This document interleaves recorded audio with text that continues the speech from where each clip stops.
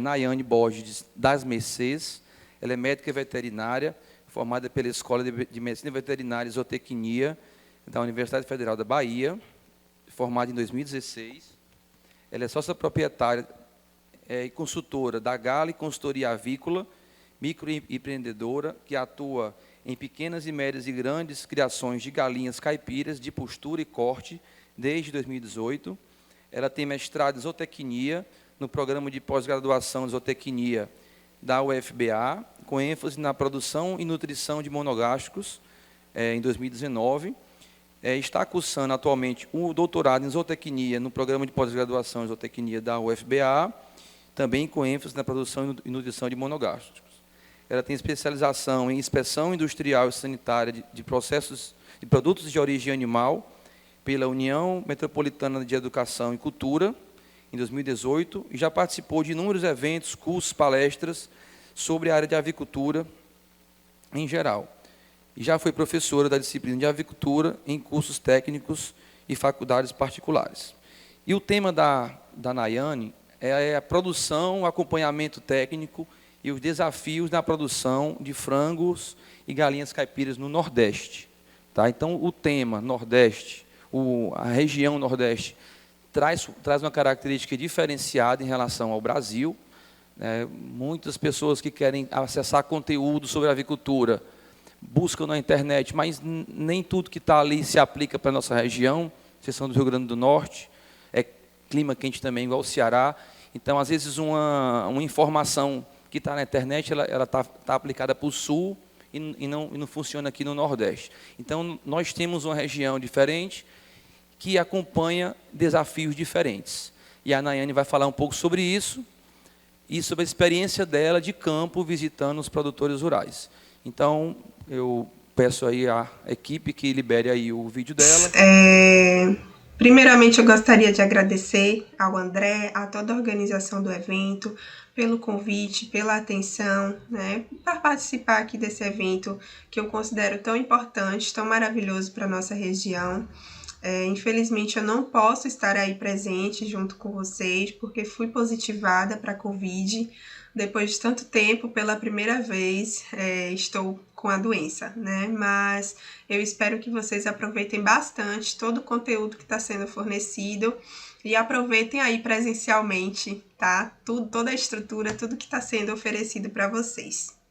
Então, pessoal, dessa vez, o tema da minha palestra é produção, acompanhamento técnico e desafios sanitários de frangos e galinhas caipiras no Nordeste. Então, primeiramente, eu preparei aqui um cronograma só para situar vocês sobre o que será abordado durante a apresentação.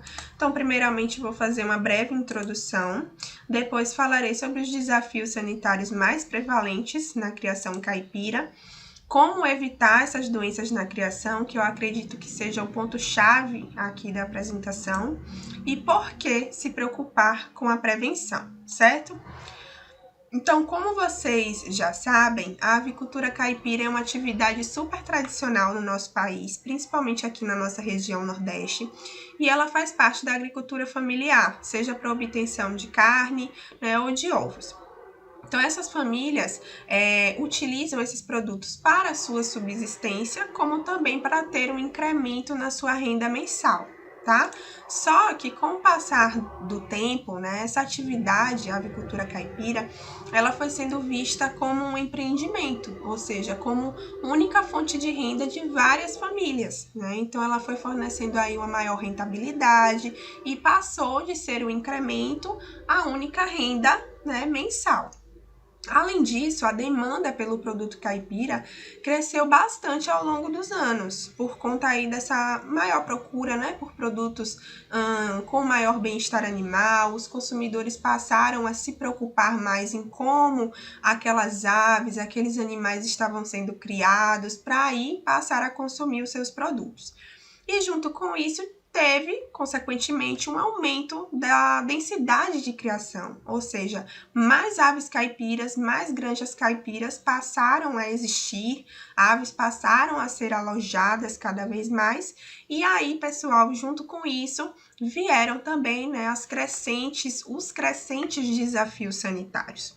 E quando a gente fala em desafio sanitário, a gente já pensa logo em multiplicação e disseminação de micro-organismos patogênicos, tá? E quando ocorre a presença desses patógenos, é lógico que vai ter uma baixa produção, seja de carne ou de ovos, e também, a depender do agente com que nós estamos lidando, vai ocorrer também uma mortalidade naquele lote. E aí, junto com isso, né, os produtores ficam super desanimados por conta dos resultados produtivos insatisfatórios, tá? Os produtores já desanimam, já não querem mais criar, já querem acabar com tudo. Isso é um fato que acaba acontecendo realmente, tá? Sem falar que muitas regiões, muitos interiores, né, cidades do Nordeste, existe uma carência ou ausência de apoio técnico especializado, né? De médicos veterinários, profissionais que são capazes de orientar esses produtores a respeito desses desafios sanitários, a como enfrentá-los. Então, é claro que isso também acaba pesando bastante, né, nessas criações. E quando a gente fala de desafio sanitário, né, a gente fala de sanidade. E sanidade é um pilar da avicultura, juntamente com a genética, com a nutrição, com a ambiência, com o manejo. Então, como são pilares, se algum desses pilares aí não existir, os outros também estão comprometidos. Então, sem sanidade, a gente não vai ter genética, nutrição, nem ambiência e nem manejo, tá bom? E claro, quando pensamos em avicultura caipira, a gente pensa em bem-estar animal. Os próprios consumidores estão pensando nisso, né? E quais são as 5 liberdades do bem-estar animal? Primeiro, livres de medo e angústia, né? Como essas aves elas têm que ser criadas. Livres de desconforto, livres de fome e sede, livres para expressar seu comportamento natural. E, claro, livres de dor, sofrimento e doenças. Então, se a gente está tendo ali algum desafio sanitário, a presença de alguma enfermidade, de aves que estão desconfortáveis, com sinais clínicos, obviamente não estamos oferecendo para essas aves um bem-estar animal, o que vai aí contra a avicultura caipira, né? Mas o que é doença ao pé da letra? É uma alteração biológica do estado de saúde de um ser, seja um homem, um animal ou a ave, né, que é o nosso foco aqui, manifestado por um conjunto de sintomas que podem ser perceptíveis, ou seja, com a apresentação de sinais clínicos, ou não, que é quando essa doença ela é considerada subclínica. A ave ela está com a doença, mas ela não manifesta nenhuma sintomatologia, tá? E falando aí sobre as doenças que acometem as aves, existem as doenças virais, bacterianas, fúngicas e parasitárias, que são as consideradas doenças infecciosas e as quais nós vamos abordar aqui hoje. E as doenças não infecciosas, que são aquelas causadas por alguma deficiência nutricional, causadas por alguma deficiência ambiental, podendo aí vir a ter, né, o que a gente conhece como doenças metabólicas, certo? E quais são as formas de transmissão dessas doenças infecciosas? Existe a transmissão vertical, que é quando há a transmissão, né, do patógeno de mãe para filho, né, da galinha para o pintinho, da matriz para a progênie, como se preferir chamar, através do sistema reprodutivo dessa. Então, ali, durante a formação do ovo, né, esse agente ele passa do sistema reprodutivo da galinha para esse ovo que está sendo formado e futuramente para o embrião que vai ser formado e para o pintinho que vai nascer. Então, o pintinho ele já nasce com a doença, certo? E existe a transmissão horizontal, que é a mais comum de todas. Então, essa transmissão ela ocorre por via respiratória, por via gastrointestinal ou até mesmo via pele. Ela pode ocorrer do homem para as aves através das mãos, das roupas, das solas de sapato. Pode ocorrer de outras aves, aves silvestres, né, para as galinhas, de outros animais, para as galinhas, de ratos, baratas, insetos como moscas, mosquitos, como também pode ocorrer, né, através da ração, da água, de objetos de uso comum da granja, a própria cama que a gente utiliza. Então, existem várias formas de transmissão horizontal, certo? E agora a gente entra, de fato, né, nos desafios sanitários mais prevalentes nas criações caipiras. Isso com base nos atendimentos que eu venho acompanhando junto com a Gali aqui na Bahia, ok? Então, primeiramente, falando sobre as doenças virais, eu trouxe a doença de Newcastle. A doença de Newcastle não é que ela esteja presente na criação, nós estamos tendo casos de doença de Newcastle. Na verdade, a gente realiza monitoramento sorológico, né?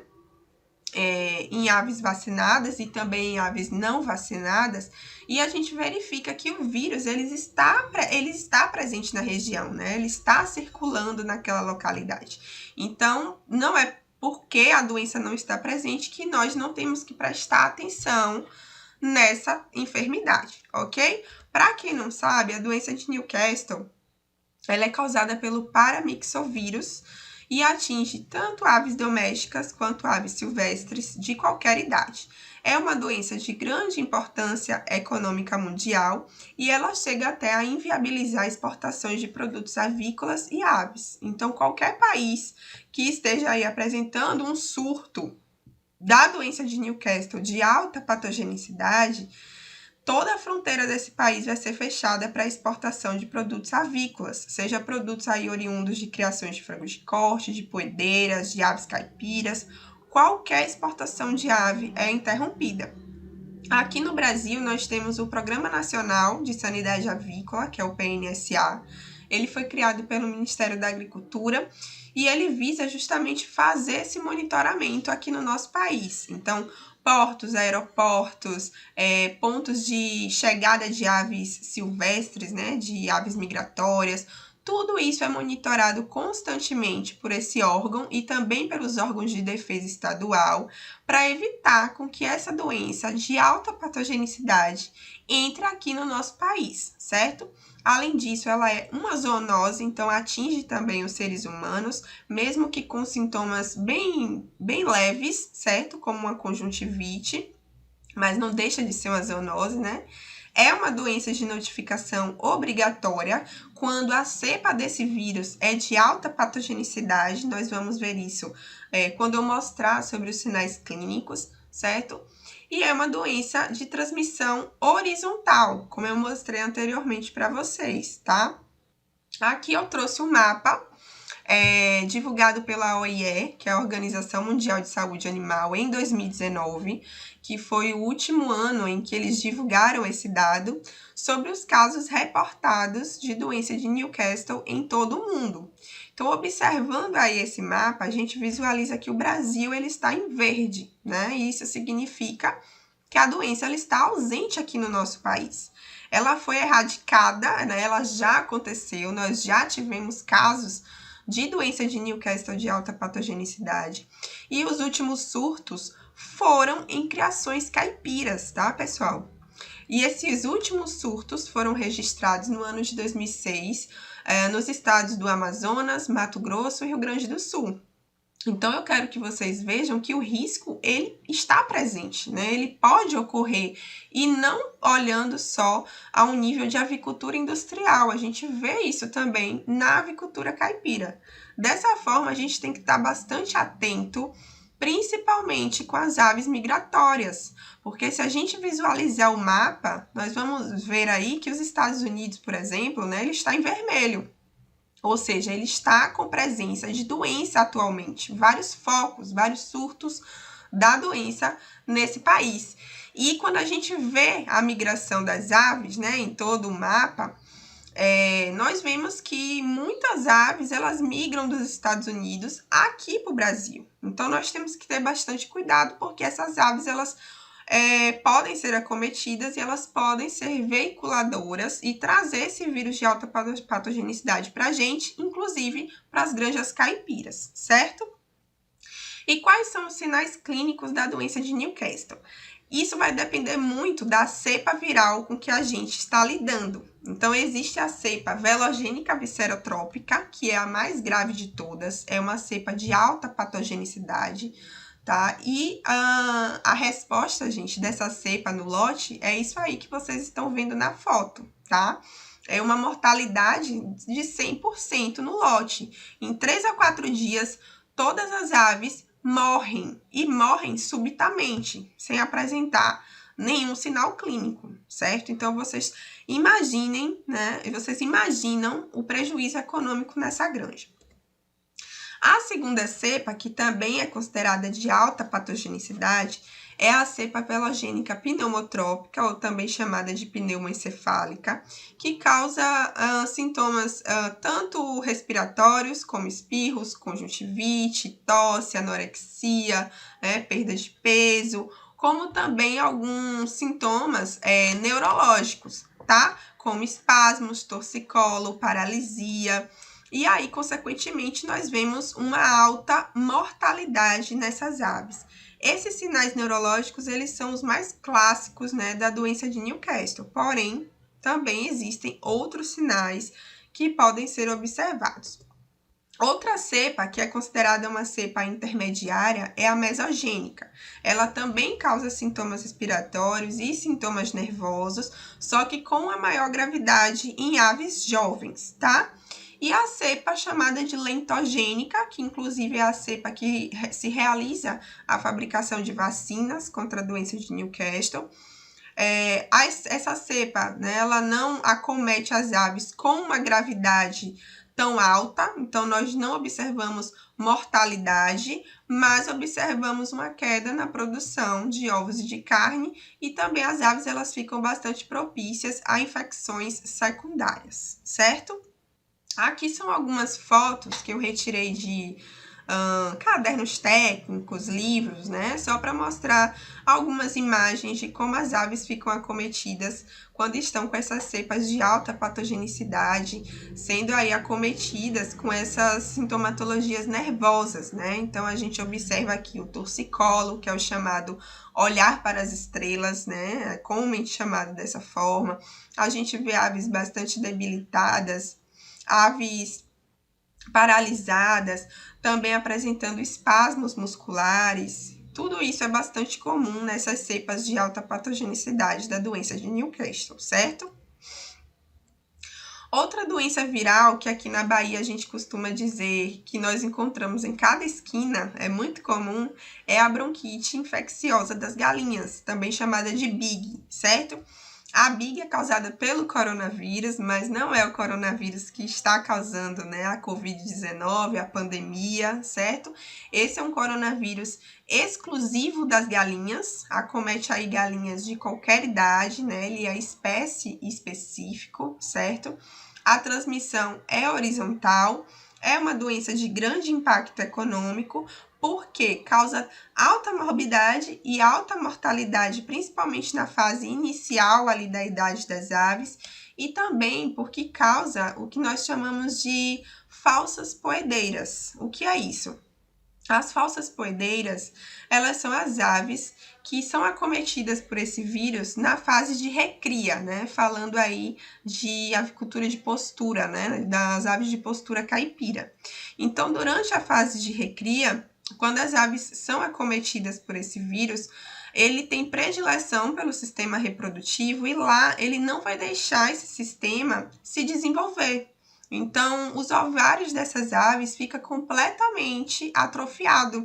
E aí, quando chega na fase de produção, a gente está ali fornecendo ração, né, investindo naquela ave, e ela não vai dar nenhum retorno para nós, porque ela não vai estar colocando ovos. Sem um ovário desenvolvido, não tem a formação de folículos, e assim ela não vai entrar na postura. Aí a gente chama elas de falsas poedeiras, certo? Além disso, pessoal, esse vírus da bronquite, ele nunca tá sozinho na criação. Ele sempre tá ali de mãozinha dada com algum outro patógeno. Seja uma Escherichia coli, que é uma bactéria oportunista, seja com uma micoplasma, que nós vamos conhecer, ou com uma coriza, que nós também vamos conhecer aqui, tá? Quais são os sinais clínicos da BIG? Então, esse vírus, ele acomete o sistema respiratório, consequentemente vai causar sinais respiratórios, né? Principalmente em aves jovens, como espirros e ronqueira, muco nasal, oral, dificuldade em respirar e até uma alta mortalidade.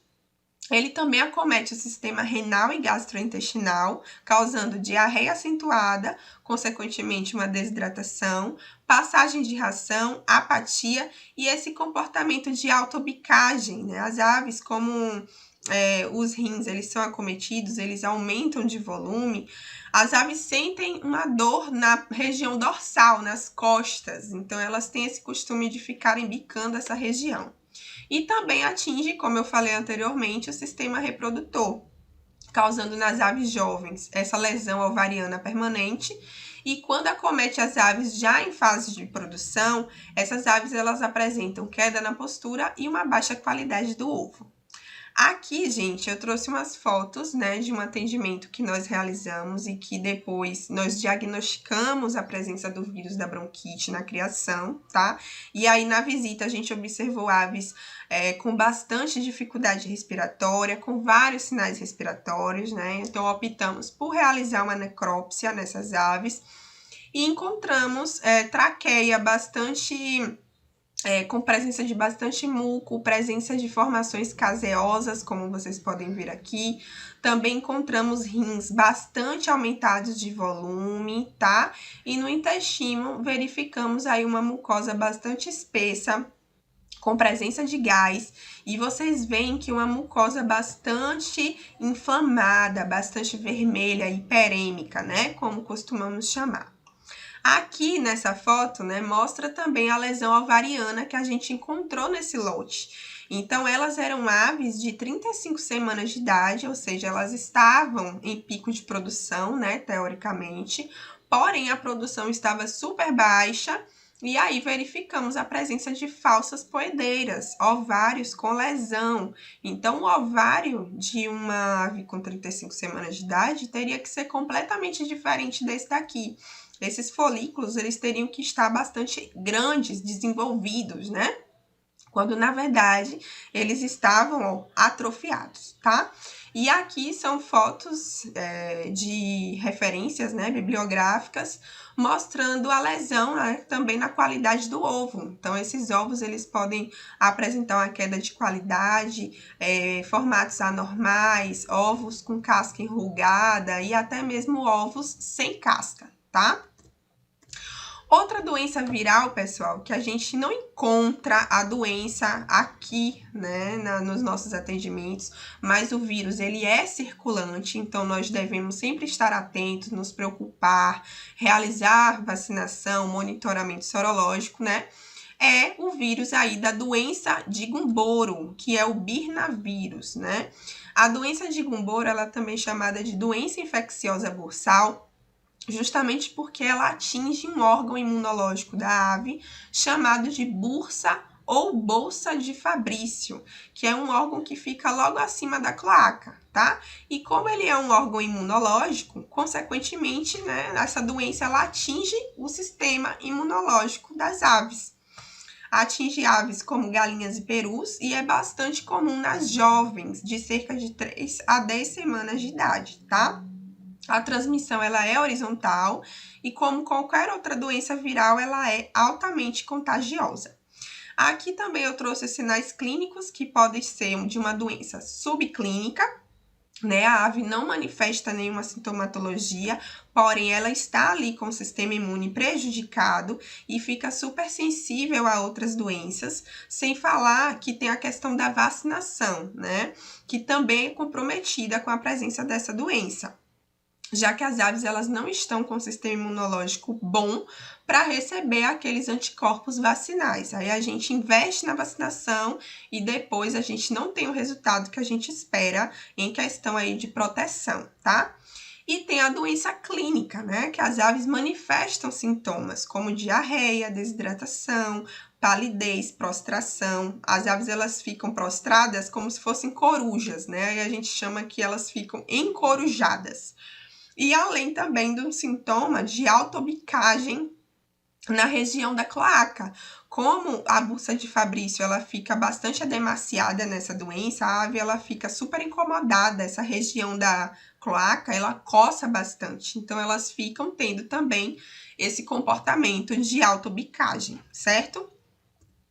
Outra doença viral bastante comum é a pneumovirose, que também é chamada de síndrome da cabeça inchada. E aí vocês imaginam por que essa doença tem esse nome, né, gente? Porque o metapneumovírus, que é o vírus, né, causador, ele atinge o sistema respiratório superior e aí deixa essa região da cabeça da ave bastante demasiada, bastante aumentada de volume. É como se essa doença fosse uma sinusite nas aves. Então, elas ficam bastante incomodadas mesmo, né, com com a sintomatologia aí que é provocada, tá? Atinge aves de qualquer idade no lote, a transmissão é horizontal e ela também, esse vírus, ele sempre tá ali de mãozinha dada com algum outro patógeno, principalmente a bactéria Escherichia coli, causando uma maior gravidade na sintomatologia, certo? Quais são esses sinais clínicos manifestados? Sinais respiratórios e sinais neurológicos. Então, você observa aves anoréxicas, prostradas, com espirros, conjuntivite, corrimento nasal, edema de cabeça. E aí pode até mesmo causar esses sintomas neurológicos, como perda de equilíbrio e torcicolo, por conta desse aumento de volume na cabeça, né, que acaba aí atingindo o sistema nervoso, né, neurológico das aves. E aí eu quero que vocês prestem atenção, vocês entendam que esses sinais, eles são bastante parecidos entre as doenças, tá? Então, é inviável a gente fazer um diagnóstico baseado apenas na sintomatologia. A gente precisa mesmo coletar a amostra, mandar para o laboratório, realizar o diagnóstico laboratorial para bater o martelo e saber, enfim, como proceder, né, diante desse agente etiológico ali presente, tá? Aqui, ó, foi uma foto de um atendimento recente que a gente realizou e que diagnosticamos a presença de pneumovirose no lote. Essa ave, ela estava bastante debilitada, ela chegou até a morrer no dia seguinte, né, da nossa visita. Então, ela apresentava bastante prostração, anorexia, todos esses sintomas aí listados. E aqui eu coloquei até uma setinha mostrando, não sei se vocês conseguem observar, a presença de bolhas aqui na região do olho da ave, né? Que é uma secreção que sai tanto do bico, das narinas, como também no olho. E aqui alguns sinais dessa cabeça inchada, né? Retirada também de algumas referências. E, por fim, outra doença viral que a gente também encontra em cada esquina, ela é bastante comum em criações caipiras, é a bolba aviária, né? A bolba aviária, ela é causada pelo pox vírus e tem esse nome de bolba aviária, mas é popularmente chamada, a depender aí da região do Nordeste que a gente está presente, ela é chamada de varíola aviária, bexiga, caroço, pipoca, então ela tem várias nomenclaturas, certo? Atinge aves domésticas, aves silvestres, de qualquer idade. A gente costuma encontrar também bolba aviária em pombo de rua, certo? E a transmissão ela é horizontal e ele é um vírus epiteliotrópico, ou seja, ele tem uma predileção pela pele e pela mucosa dessas aves. Além disso, a maior incidência dessa doença ocorre no verão, justamente porque nessa época há uma maior proliferação de insetos, como moscas e mosquitos, que fazem aí essa transmissão horizontal, né? Eles carregam esse vírus para as aves, ok? Os sinais clínicos eu acredito que vocês já conheçam, porque a bulba ela está bastante presente em criações avícolas, né? São sinais cutâneos, né, gente? Erupções, nódulos em crista e barbela, na pálpebra, em regiões aí desprovidas de penas. Então, até aquelas aves que são pescoço pelado, a região do pescoço também fica bastante propícia a esses nódulos, né? Essas erupções. Além disso, a ave ela fica bastante triste, debilitada, consequentemente vai causar queda no ganho de peso e na produção de ovos. Com relação às doenças bacterianas, a primeira delas que eu trouxe para vocês é a salmonelose, que é causada, né, como o próprio nome diz, pela salmonela. E aí existem 4 espécies de salmonela que são as que causam doenças nas aves e têm uma maior importância, né, na saúde desses animais e também na saúde humana, e enteritídeos que causam o paratifo aviário. Essas 2 primeiras salmonelas, elas são de importância apenas para a saúde das aves. Já as 2 últimas, elas têm importância tanto na saúde das aves quanto também na saúde humana, né? Então, elas são aí de importância para a saúde pública e, inclusive, todas essas salmonelas, elas também são monitoradas pelo PNSA, que é o Programa Nacional de Sanidade Avícola, que eu falei anteriormente, certo? As salmonelas, elas atingem aves de qualquer idade. A transmissão, ela ocorre tanto de forma horizontal quanto de forma vertical. E o tifo aviário, que é causada pela Salmonella gallinarum, ela tem aí um agravamento, né, em questão de mortalidade no lote, causando 40% a 80% de mortalidade, tá? Além de ser uma bactéria super comum em criações caipiras e que, inclusive, deixa as aves como possíveis portadoras. Ou seja, a gente pode até tratar essa bactéria, fornecer, administrar antibiótico, a ave fica bem, para de apresentar sintomatologia, mas ela vai continuar sendo portadora, até porque essa transmissão vertical faz esse agravamento, certo? Então, quais são os sinais clínicos manifestados por essa bactéria? Diarreia, né? Principalmente diarreia branca. E aí as fezes, elas costumam se acumular na região da cloaca dessas aves, endurecendo e causando obstrução cloacal, que foi justamente o que a gente encontrou em uma visita que nós fizemos, né? Encontramos aves de 1 semana de vida bastante debilitadas, com esses outros sintomas aqui, ó, tristeza, anorexia, desidratação, penas arrepiadas e úmidas, amontoamento, tá? E em fase de postura, a gente pode observar a queda, né, na produção, e em frangos caipiras a gente observa também essa queda no ganho de peso, tá? Então, aqui a gente encontrou aves que tinham essa obstrução, as aves estavam morrendo justamente porque elas não estavam conseguindo defecar. E aí é muito difícil recuperar aves de 1 semana de idade, né, sendo atingidas dessa forma por essa bactéria, essa sintomatologia, tá? Outra doença bacteriana também super comum é a micoplasmose. A micoplasmose, ela é causada principalmente pelo Mycoplasma galisepticum, que também é chamado de MG.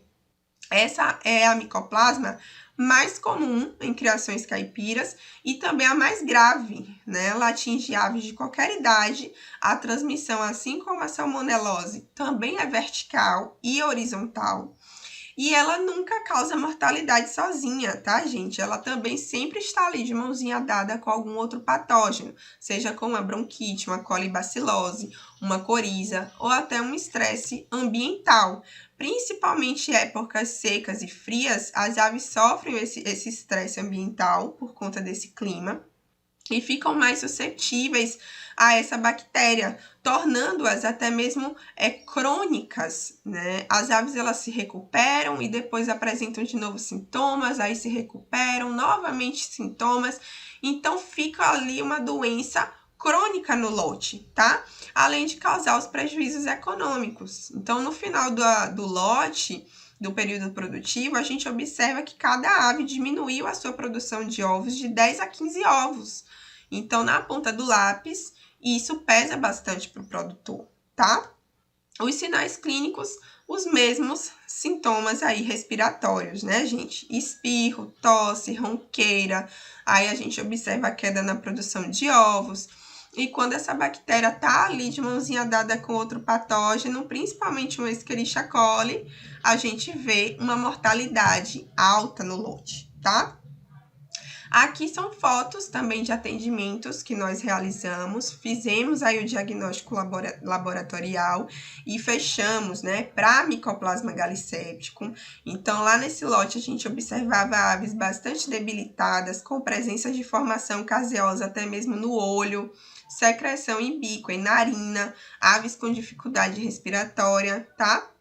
E aí, na necrópsia, a gente observou traqueia bastante hiperêmica, bastante inflamada. E aqui, gente, essa foto, essa estrutura aqui que vocês estão vendo é o pulmão. Primeiro, esse pulmão tá completamente estranho, né? O pulmão da ave, ele tem uma coloração rosa. E aqui a gente observa um órgão bastante vermelho, né? Uma cor assim escura. Então, já não estava bem. E essa outra estrutura aqui que vocês estão vendo é uma formação caseosa, né? Um muco, um catarro endurecido, digamos assim, do lado desse pulmão. A gente retirou esse cáseo do lado desse órgão. Então, vocês imaginam a dificuldade respiratória que essa ave estava sofrendo, né? A falta de bem-estar animal que essa ave estava sofrendo, certo? Aí nós fizemos isolamento, identificação, verificamos que era uma micoplasmose, mas a gente acredita que havia também uma Escherichia coli aí presente. Infelizmente, nós não pudemos também fazer o diagnóstico para essa outra bactéria, tá? Outra doença bacteriana super comum em criação caipira é a coriza infecciosa das aves. Eu acredito que muitos de vocês, ou até todos vocês, já tenham ouvido falar dessa doença, porque ela é realmente comum, tá? Ela é causada pela bactéria Avibacterium paragalinarum, atinge aves de qualquer idade, a galinha é o hospedeiro natural dessa doença. A transmissão é horizontal e as aves elas ficam mais suscetíveis em estresse ambiental. Então, épocas de ventos muito frios, épocas chuvosas, é realmente a época com que a coriza infecciosa se manifesta nas criações. É claro que quando não há aí a proteção devida, que nós vamos ver mais adiante, tá? Essa época de outubro até março, ou até agora essa época de junho, que tá chovendo bastante, nós estamos acompanhando e vendo bastante casos de coriza, certo?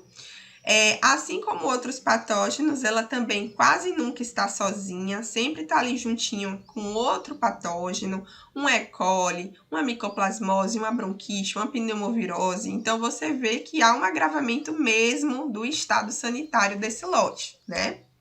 Os sinais clínicos, os mesmos respiratórios, gente. Vocês veem como são iguais uns com os outros? Espirros, conjuntivite, dificuldade respiratória, edema facial, secreção nasal, ocular, né? Seja aí uma secreção catarral ou mucopurulenta. E como as aves ficam debilitadas, tem a queda na produção, tá?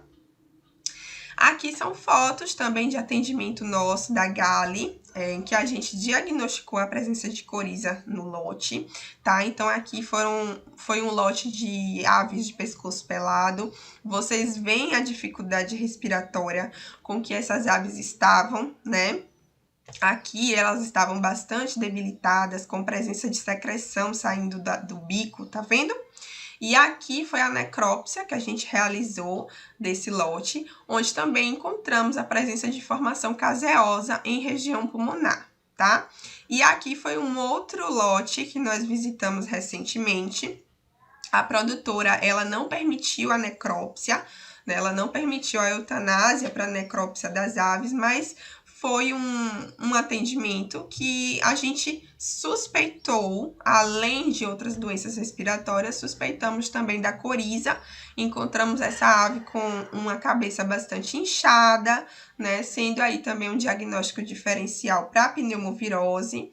E a presença desse muco de bolinhas, né? Saindo também dessa região ocular das aves.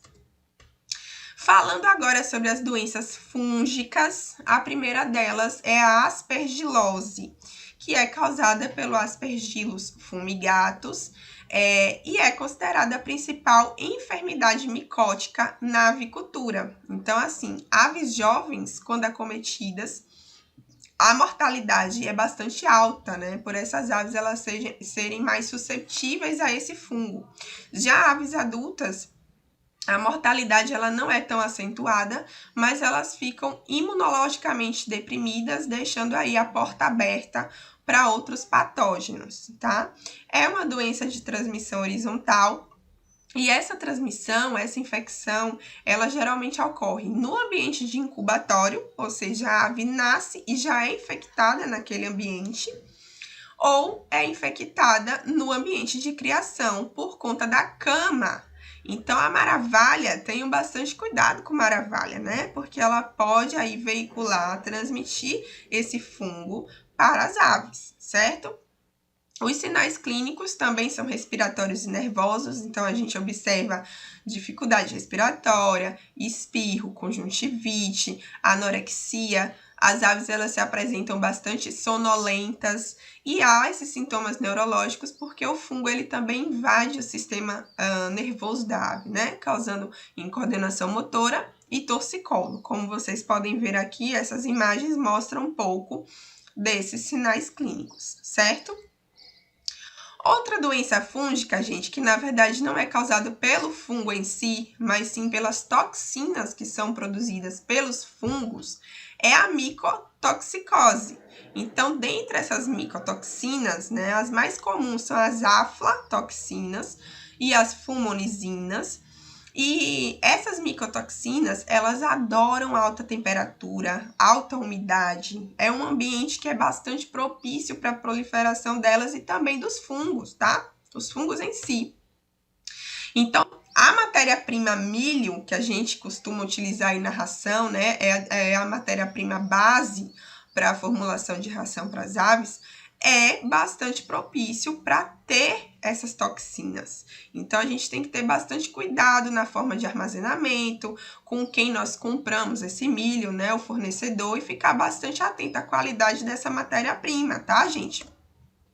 Os sinais clínicos de micotoxicose são sinais bem gerais, então a gente observa desuniformidade, palidez, penas eriçadas, diarreia, sintomas neurológicos, queda na produção, ovos com má qualidade e uma mortalidade elevada, a depender aí da quantidade, né, de micotoxinas ingeridas por essas aves. Além disso, existem dois sintomas, dois sinais que a gente presta já atenção, já liga assim o sininho para micotoxicose, que são as lesões bucais, né, que se apresentam aí como se fossem aftas em região no canto do bico, no céu da boca, na língua dessas aves, certo? Lesões ulcerativas, que também são observadas no trato gastrointestinal, tá?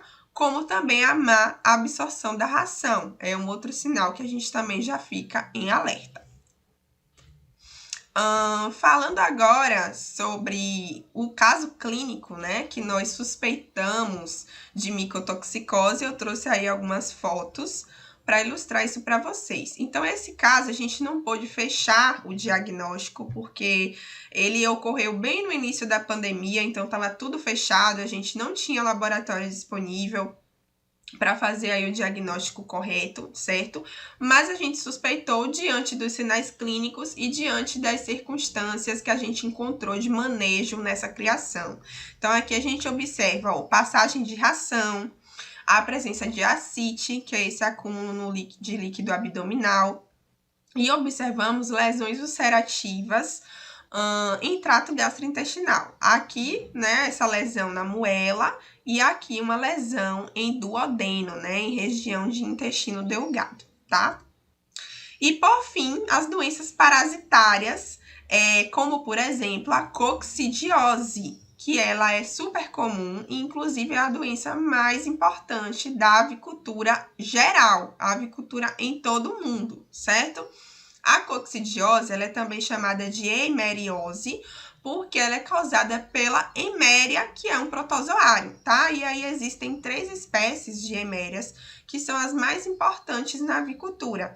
A primeira é a heméria cervulina, a heméria máxima e a heméria tenella, que são aí protozoários altamente resistentes, com viabilidade de 18 meses no ambiente. Então, vocês imaginam que são super difíceis de tratar em ambiente de criação. Para vocês terem noção, cerca de 500 milhões de dólares por ano são gastos com produtos anticoccidianos, tá?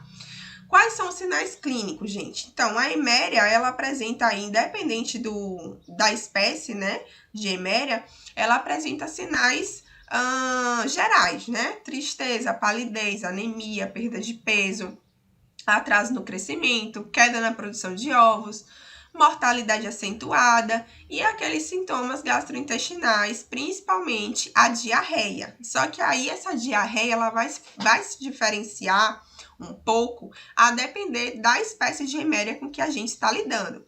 Por exemplo, a Eméria cervulina, ela causa uma diarreia branca nas aves, certo? E aí, quando a gente vai fazer a necrópsia, a gente consegue fechar o diagnóstico dessa Eméria cervulina. O que é que a gente observa na necrópsia? A presença disso daí, certo? De estrias esbranquiçadas ou pontos esbranquiçados em região de duodeno, que é a porção inicial do intestino delgado. Então, a gente abre e se a gente encontra isso aqui nessa porção, a gente já fecha, junto com o sinal clínico, né, o diagnóstico de Eméria cervulina. Já a Eméria máxima, a diarreia ela é sanguinolenta, tá? E quando a gente faz a necrópsia, a gente observa em região de jejum, que é a região medial do intestino delgado, a presença de petequias, que são pontinhos vermelhos nesse local. Então, essas fotos aqui foi de um atendimento que a gente realizou em Feira de Santana, aqui na Bahia, e diagnosticamos a presença de Eméria máxima no lote, tá? Já a Eméria tenella também apresenta uma diarreia com sangue, só que é uma diarreia com sangue escuro, certo? E aí, nesse caso, a Eméria tenella ela tem uma predileção pelo intestino grosso das aves, mais especificamente pelos secos. Então, quando a gente faz uma necrópsia, a gente encontra essa alteração. Secos bastante aumentados de volume e também com esses pontinhos vermelhos, né? Petequias vermelhas espaçadas, certo? Outra doença parasitária que é muito frequente em criações caipiras são as verminoses, gente. As verminoses causam nas aves palidez, fraqueza, atraso no crescimento, diarreia aquosa. Por que aquosa? Porque a presença dos vermes, né? São tantos vermes ali naquele intestino que nada passa, a ave não aproveita os nutrientes, né, da alimentação e aí ela acaba defecando de uma diarreia com bastante água, bastante líquido, tá? A gente também observa queda na produção de ovos e, a depender da espécie do verme com que a gente está lidando, dificuldade respiratória, porque existem alguns vermes que migram do intestino para a região traqueal das aves. Aqui eu peço desculpas por essas imagens um pouco nojentas, mas é necessário mostrar isso para vocês, justamente para vocês verem a importância de evitar a presença dessas doenças, desses vermes na criação, né? Mas aqui foi um caso de verminose que foi uma surpresa para nós, né? A gente visitou um lote, lá tinha uma ave especificamente que estava separada das demais, bastante debilitada. Ela, inclusive, já estava com prolapso de cloaca e depois nós entendemos o porquê, certo?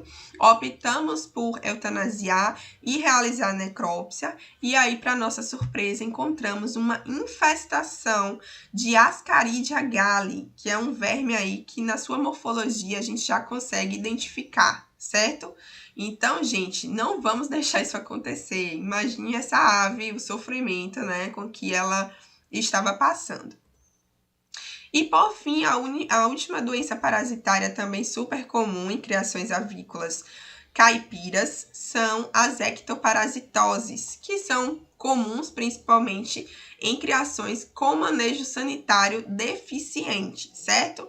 E aí, nas ectoparasitoses, a gente observa os ácaros, que se alimentam de sangue, e os piolhos, que se alimentam de sebo, né? E esses ectoparasitas, eles também acabam se predispondo as aves a outras doenças, como Newcastle, Bulba. Então, temos que ter bastante atenção com a presença deles na criação. Os sinais clínicos são penas arrepiadas e em mau estado, uma inquietude, um depenamento, porque as aves se coçam bastante, queda na produção de ovos e de peso, porque elas estão tão incomodadas que não se alimentam direito, E no caso dos ácaros, que são os causadores das sarnas, a gente observa escamas ou crostas nas patas, né? E uma descamação na pele, como vocês podem ver aqui, tá?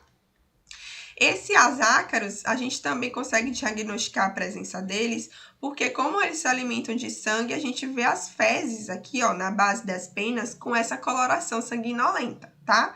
E no caso dos piolhos, eles irritam muito as aves, elas ficam se coçando, ficam prostradas.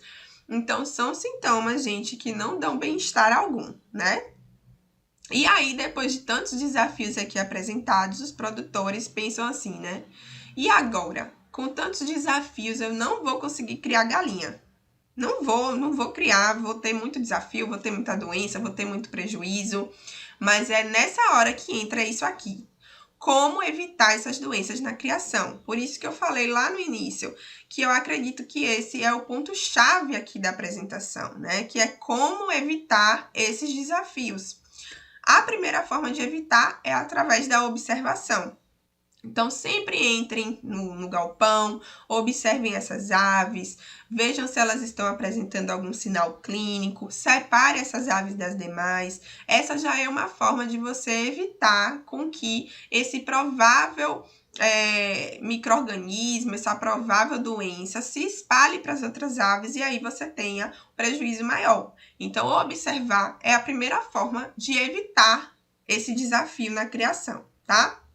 A segunda forma é a mais importante de todas, a essencial, e a que faz parte, a que é de fato a sanidade na criação, né, gente? Que é a biosseguridade. A biosseguridade são as medidas sanitárias de imunoprofilaxia, objetivando prevenir, diminuir ou controlar a instalação de agentes infecciosos na criação. Então, eu costumo dizer que a biosseguridade, na verdade, todo mundo, né, que é profissional da avicultura costuma dizer que ela funciona como uma corrente com vários elos. E se algum desses elos se quebrar, nenhum outro vai estar ali sustentado. Então, eles precisam acontecer em conjunto, tá? E aí, existem 5 pontos que são super importantes nesses elos, que são, né, a primeira delas, as edificações teladas e cercadas.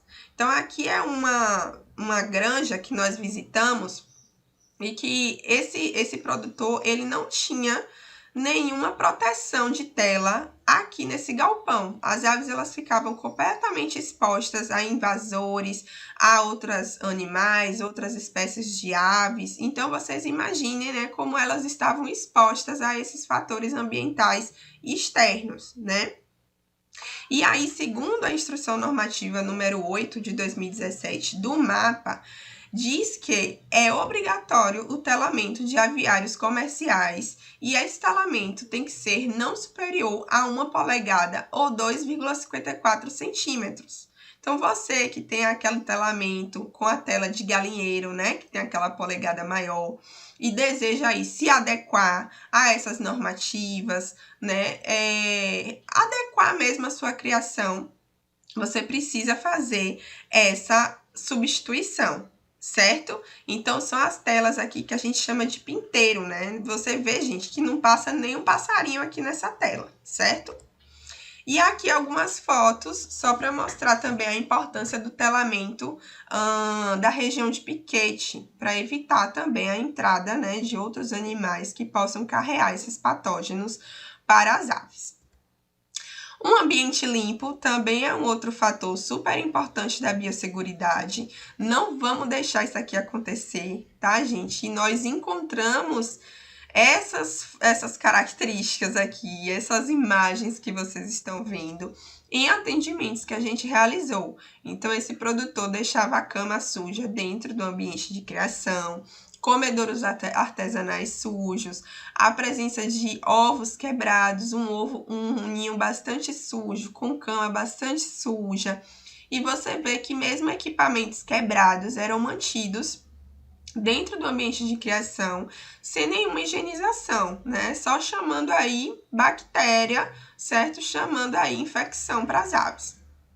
Essas outras imagens aqui também fazem parte das visitas que nós já fizemos, né? Então, você imagina a gente entrar no galpão e ter um telamento sujo desse jeito, que não passava nem corrente de ar mais, né? Presença de ninhos sujos. E isso aqui, gente, o mais grave de todos. Uma cama completamente encharcada e chamando bactéria, chamando Escherichia coli.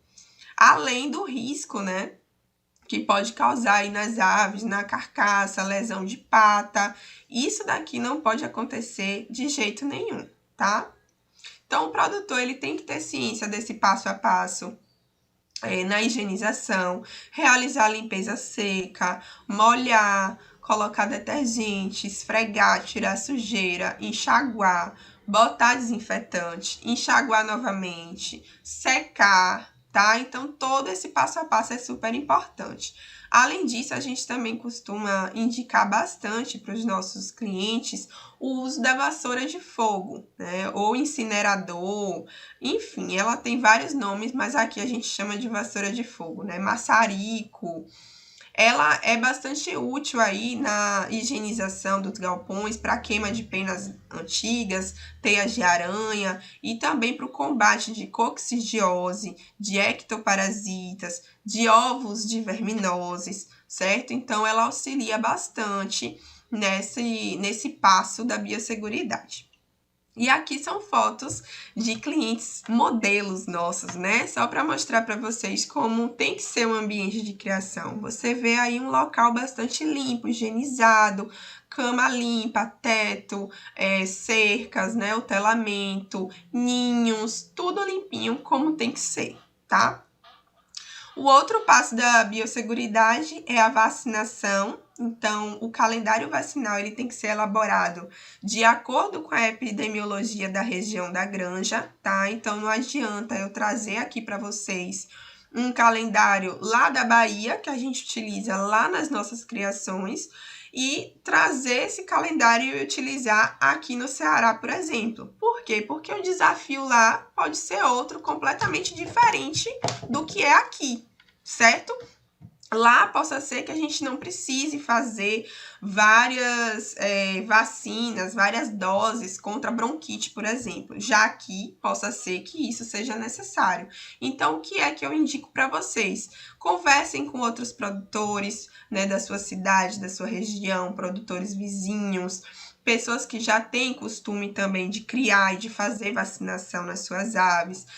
Conversem com as casas agropecuárias, as lojas que comercializam essas vacinas, para saber quais são as que mais saem ali naquela região. E, claro, conversar com os órgãos competentes, né, do seu estado ou da sua cidade, para verificar mesmo a epidemiologia desses desafios, dessas enfermidades na sua localidade. Lembrando, gente, que vacina não é tratamento, é prevenção. Então, não vamos vacinar quando a ave já apresentar sintomatologia. A gente tem que vacinar desde o início da vida da ave, pensando, né, em prevenir, ok?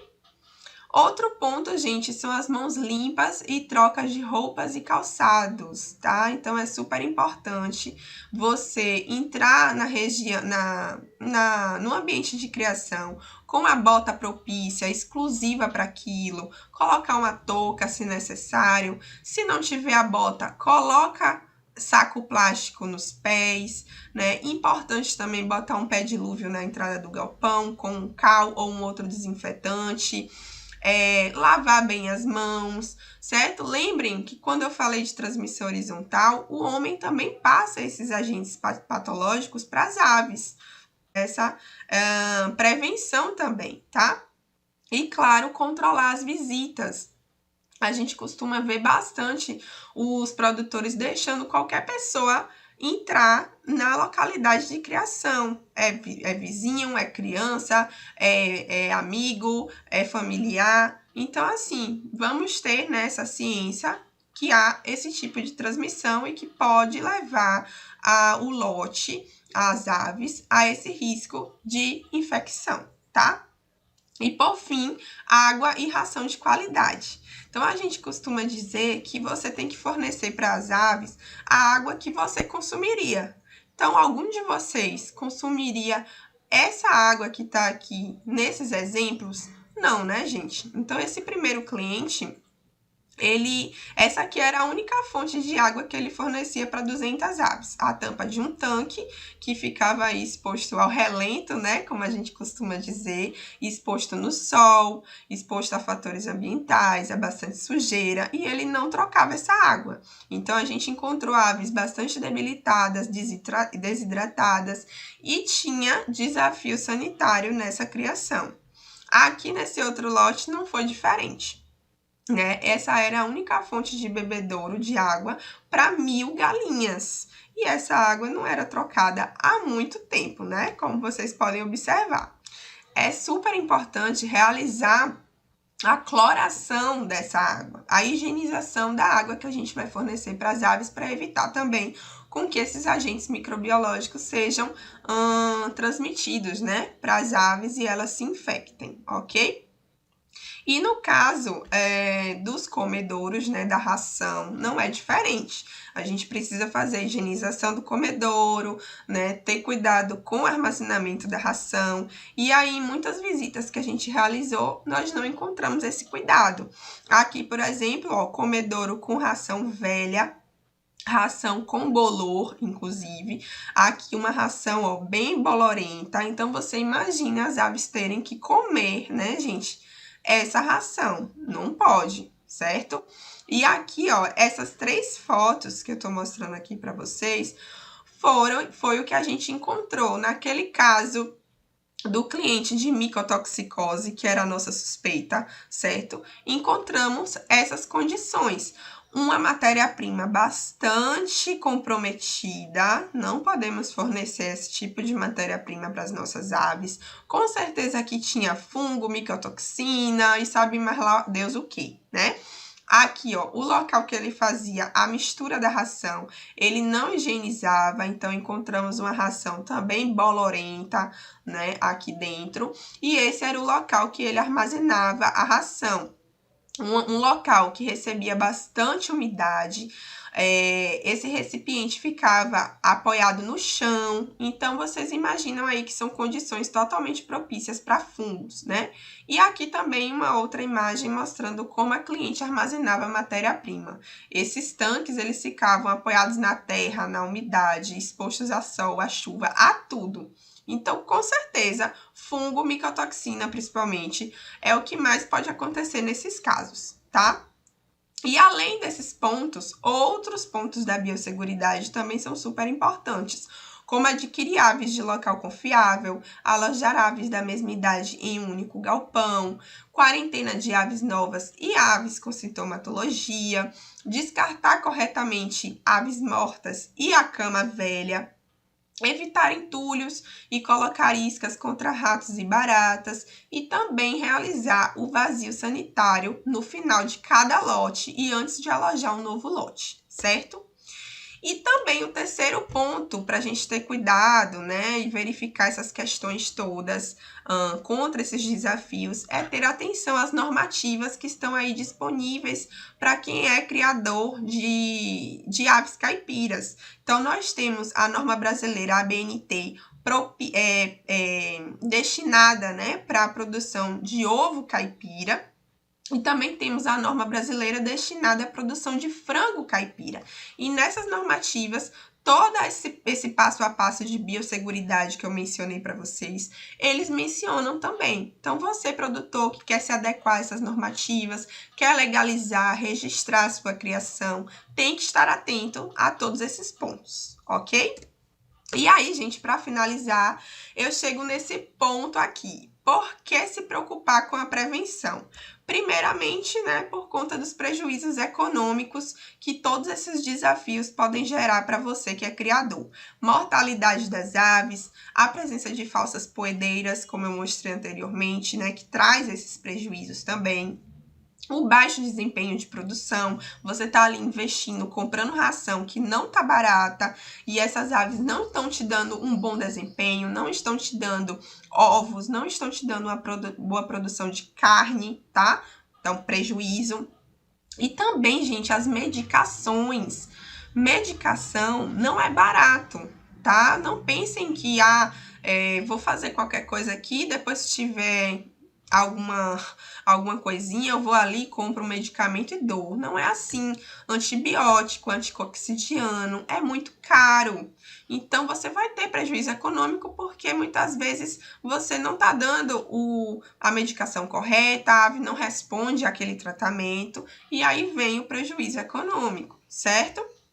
Outra questão para a gente pensar em prevenir são os desafios no tratamento. Existem muitas doenças que não têm tratamento, como as doenças virais, todas aquelas que eu apresentei para vocês, não tem tratamento aquilo ali, gente. A ave se infectou, já era, certo? Existem as doenças difíceis de serem tratadas, como as coccidioses, aquelas que o tratamento é apenas sintomático, como as salmonelas e as micoplasmas, né? E também aquelas que têm as recidivas, ou seja, a gente trata e volta e meia as aves manifestam de novo os mesmos sintomas. Aí entra naquele ciclo sem fim. A ave se recupera e volta novamente a ficar doente, né? Então, prejuízo econômico, desafio, a gente não quer que isso aconteça, certo? Também tem esse terceiro ponto, né, que é o período de carência. Muito produtor não tem esse conhecimento que existe esse período que a gente tem que esperar para consumir os produtos de origem avícola, certo? Por conta da presença dos resíduos desses antimicrobianos, dessas medicações, nesses ovos e nessa carne. Se a gente consome esses produtos enquanto as aves estão sendo tratadas, a gente vai estar comendo resíduo de antibiótico, por exemplo. E isso não pode, tá? A gente não pode vender, não pode consumir. Então, aqui eu trouxe um exemplo de um período de carência de um antibiótico que é comumente comprado e administrado em criações avícolas caipiras. E lá ele mostra que o período de carência para quem cria frango caipira, por exemplo, é de 10 dias. Então, para abater aquela ave e consumir a carne, você só pode fazer isso 10 dias depois do último dia que foi feito o tratamento. No caso dos ovos, a gente só pode comer os ovos e comercializar os ovos 13 dias depois do último tratamento. Então, vocês imaginem um produtor que tem aí cerca de 5.000 aves, né? 5 galpões, cada ave com 1.000 aves aí, mais ou menos. E esse produtor tem que descartar, em pico de produção, por exemplo, mais de 4.500 ovos todos os dias, durante 13 dias. O prejuízo econômico, gente, que isso vai gerar, certo? Então, o que acontece? Muito produtor comercializa esses ovos, mesmo tendo esse período de carência, né? E isso, tanto por irresponsabilidade, como também por falta de conhecimento, tá? Então, é super importante vocês estarem cientes disso e pensar em prevenir, ok? E o último ponto é a resistência microbiana. O que é que muito produtor faz quando tem um desafio sanitário no lote? Ele vai ali na casa de ração, né, na casa agropecuária, e pede, me dê aí um antibiótico que você tenha para eu fornecer para as minhas galinhas. Aí ele pega qualquer antibiótico que tem lá e fornece para as aves. Aí para fornecer, não sei quanto é que eu vou dar qualquer dose aqui, joga lá qualquer quantidade que acha que tá certo, bota na ração ou na água e dá para as galinhas. E também não sabe o período adequado que ele tem que fornecer aquele produto. Se são 3, 5, 10 dias, tem gente que dá 15, um mês, né?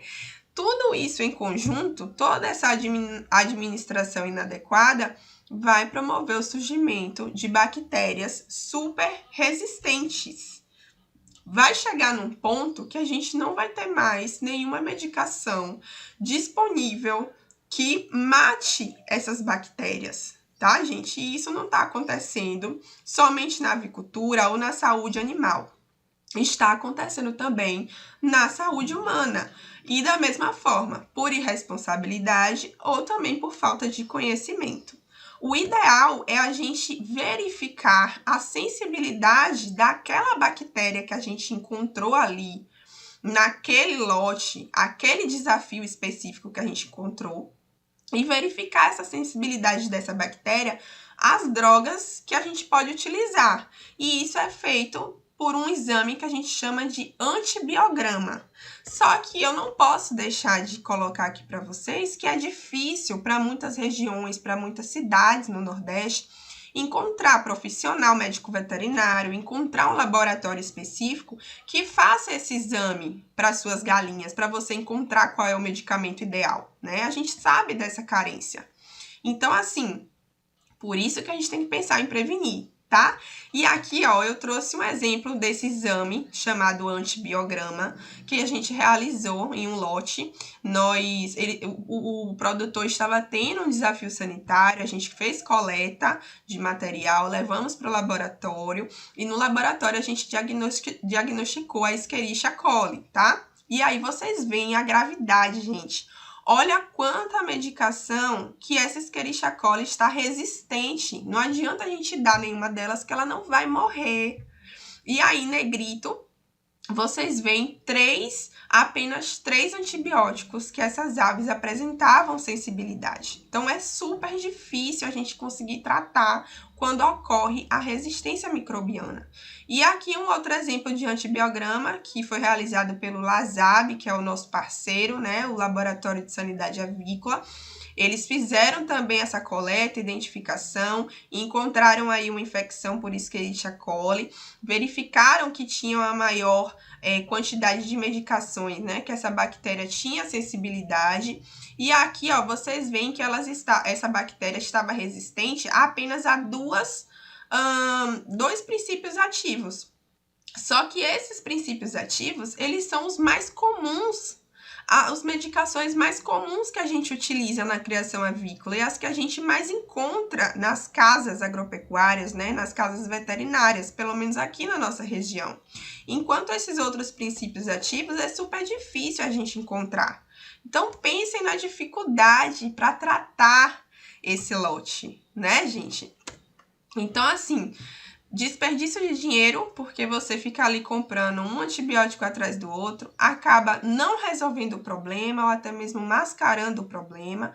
E aí o ideal mesmo é fazer o diagnóstico correto, não sair comprando qualquer antibiótico, né? Fazer um acompanhamento com o médico veterinário. E mais uma vez eu digo que é muito difícil encontrar um profissional capacitado, laboratório capacitado para fazer esses exames nas várias regiões do Nordeste. E aí o produtor fica exatamente como esse rapaz aqui, ó, com a mão na cabeça, com dor de cabeça, com problema, sem saber o que fazer, sem saber o que vai ser da sua criação, né?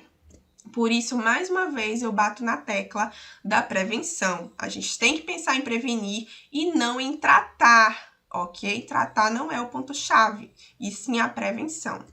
E aí eu finalizo a palestra com essa frase, né, de William Hazlitt, que é um filósofo inglês, em que ele fala: a prosperidade é uma grande professora, a adversidade melhor ainda. Só que nesse caso, gente, não vamos aprender com a adversidade. Eu sei que muita gente aprende com os erros, mas nesse caso, não vamos ter o prejuízo econômico, não vamos desanimar para só depois aprender. Vamos já começar certo, prevenindo, evitando esses desafios sanitários, ok? A adversidade nesse caso aqui não é o nosso objetivo, ok? E aqui, gente, só nos apresentando, né, para quem não nos conhece, nós somos a Gali Consultoria Avícola. Nós atendemos pequenos, médios e grandes criadores de aves caipiras aqui na Bahia, mas também pela inviabilidade de irmos até locais muito distantes, outros estados, a gente faz consultoria online para esses produtores, tá? Então, quem tiver interesse nos nossos serviços, é só entrar em contato através do nosso e-mail ou através dos nossos telefones e WhatsApp, que são esses aí que estão ilustrados para vocês. E tem também a nossa rede social, que é @galiconsultoria no Instagram. E lá a gente divulga a nossa rotina, mostra nossos trabalhos, nossos casos clínicos e postamos também várias curiosidades sobre a avicultura em geral. Então, quem tiver interesse, pode seguir a gente por lá, tá?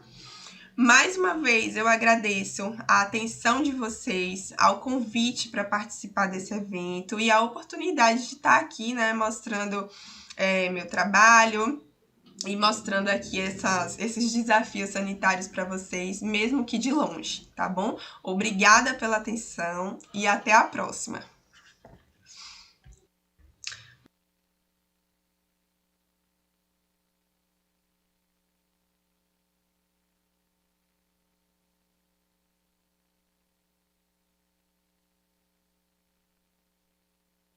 Bom, pessoal, acho que valeu a pena, né, a gente ter insistido com a Nayana a fazer esse vídeo, né, mesmo doente, sem poder estar aqui presente conosco, né, para quem não estava aqui no começo, ela testou positivo para a Covid ontem e não pôde vir para Fortaleza, tá, para participar do PEC.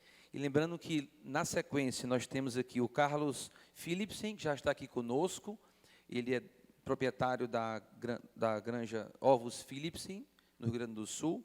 E, em seguida, o Endel Lima, da Paraíba, que já também está conosco aqui, zootecnista. E, nesse momento, pessoal, eu vou... bom, diante assim, do brilhantismo dessa palestra, né, eu vou pedir aqui para a Nayana a autorização de postar ela no nosso YouTube, para tentar baixar isso aí, quem quiser assistir depois. Tá? Eu terminei no começo não me apresentando, meu nome é André Siqueira, eu sou formado em Economia e tenho mestrado em avicultura, já coordeno o PEC Nordeste, já tenho, acho que é o 5º ano, e sou sócio da empresa Agromix, que está aqui também expondo no estande aqui embaixo. Tá? Então, depois, quem quiser, passa lá para conhecer a gente. E eu vou pedir aqui a doutora Léa Coelho Costa, ela é médica veterinária, diretora da Agribios, aqui de Fortaleza, para responder perguntas, né? Porque a gente, como não tem a interação aqui com a Nayane, né? Que isso aqui foi gravado ontem, eu não seria a pessoa indicada para responder questões relacionadas às doenças, às vacinas, tá? Então, quem tiver pergunta para fazer, a doutora Léa vai fazer alguns comentários aqui sobre a apresentação e, obviamente, vai poder responder as dúvidas que vocês, porventura, ainda tenham, tá? Então, doutora Léa, quem tiver algum comentário, pessoal, alguma pergunta, levanta a mão que a gente leva aí o microfone.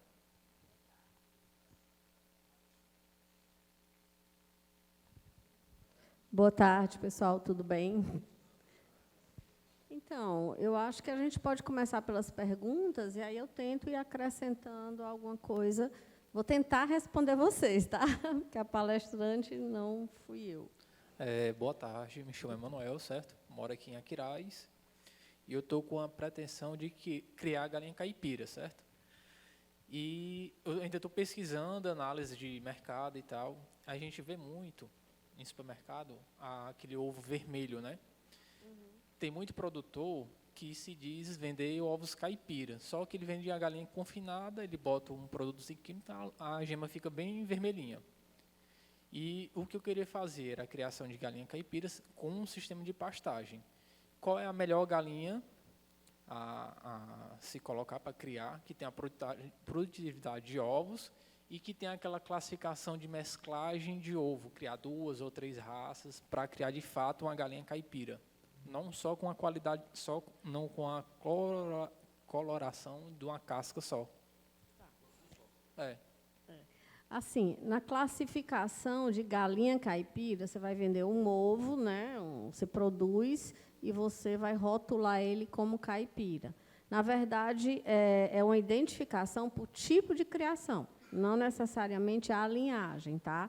É o tipo de criação e aí tem uma legislação que diz o que é que você precisa fazer, o que é que você está adequado para ser um produtor de galinha caipira.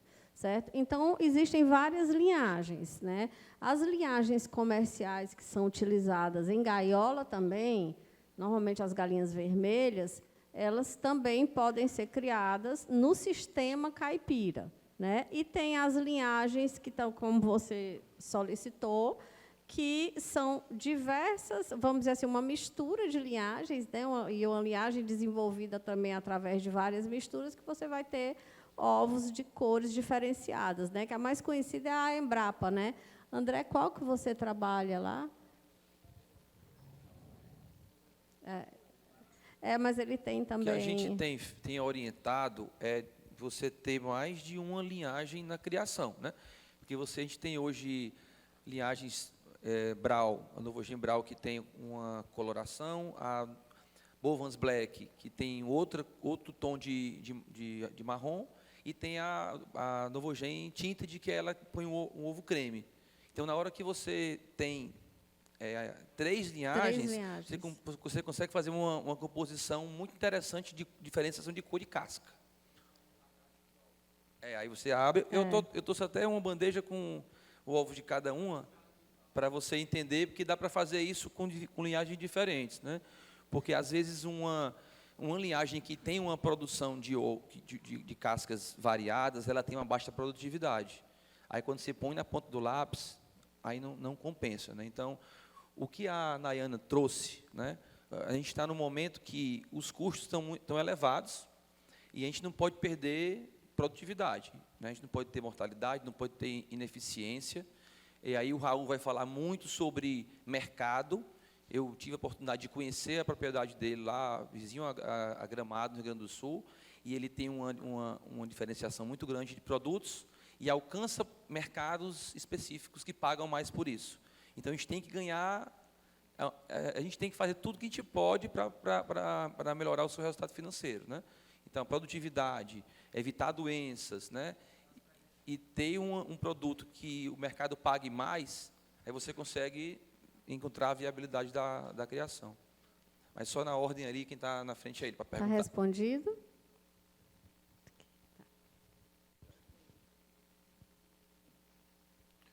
Boa tarde. Boa tarde. Meu nome é Augusto, sou mini produtor de ave caipira em Senador Pompeu, vinculado à Cooperativa Agropecuária de lá.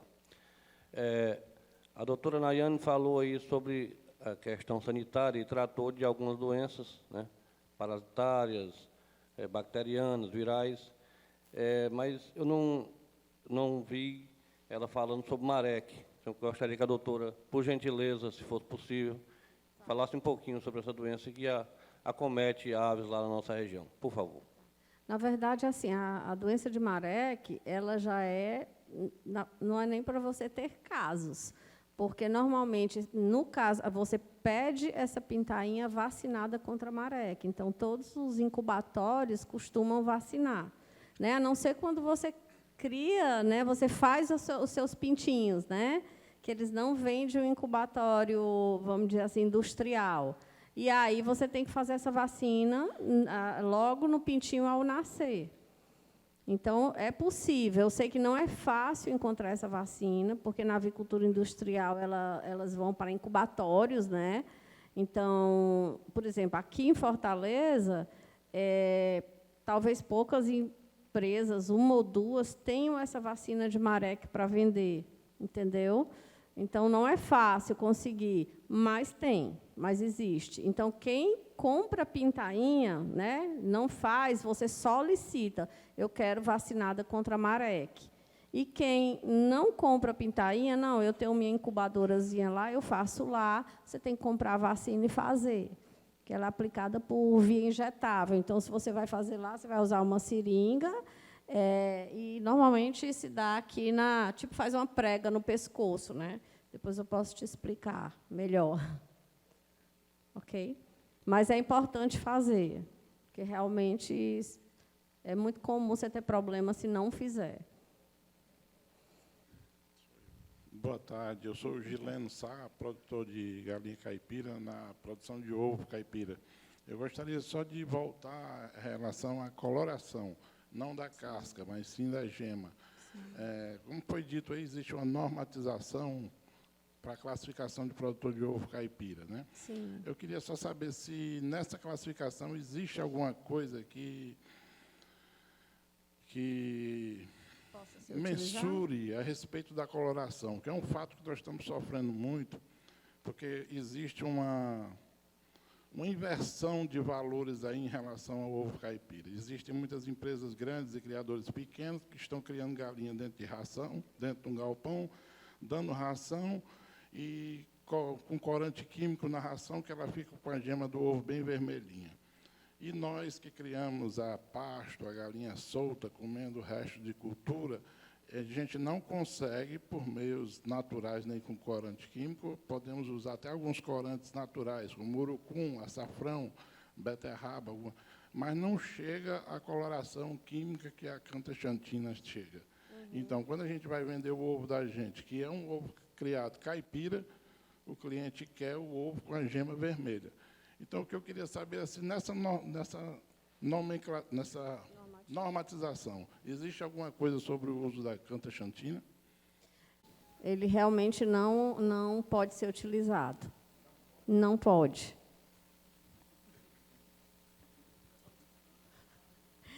Na verdade, o que a gente observa, quando você falou em inversão de valores, é interessante, porque o conceito do ovo caipira, principalmente quando você vem para a capital, é diferente.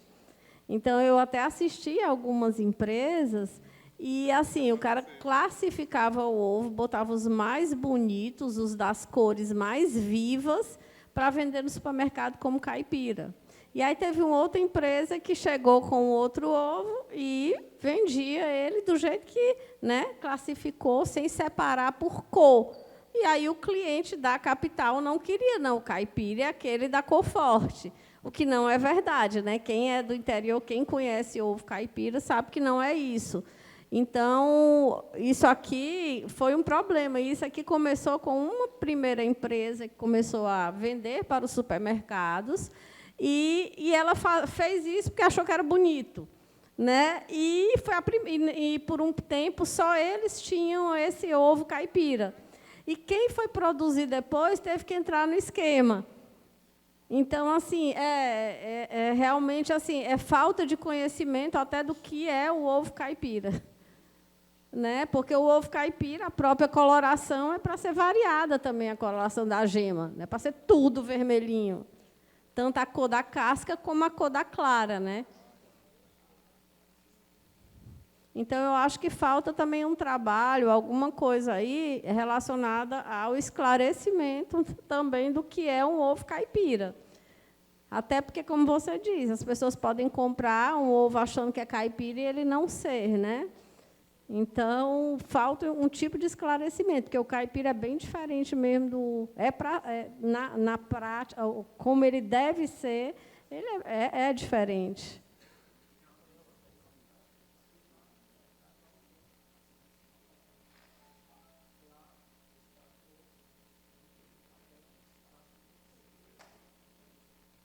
Sério?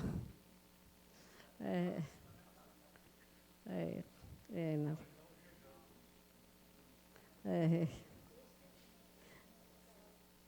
Pronto, boa tarde. Boa tarde. Eu me chamo Jorge Pinho, eu sou um pequeno avicultor, agricultura familiar mesmo. Eu já consigo produzir um ovo com essa coloração bacana. Eu acho que a ração que eu estou comprando já está vindo bem aceita, mas eu tenho duas perguntas. No caso, a parte de vacinação, ela já vem vacinada, né, como a senhora falou, e eu não estou tendo problema nenhum com alguma doença, tá? O lote está perfeito, a penagem está perfeita, e eu continuo sem vacinar nenhuma. Tá de parabéns, não tem problema nenhum. E outra coisa, Agromix, né? Eu queria saber como é o nome que bota ovo creme, porque eu estou introduzindo, estou até fazendo um pedido lá agora esses dias. Eu conheço já há um tempo. Pronto, era só isso mesmo.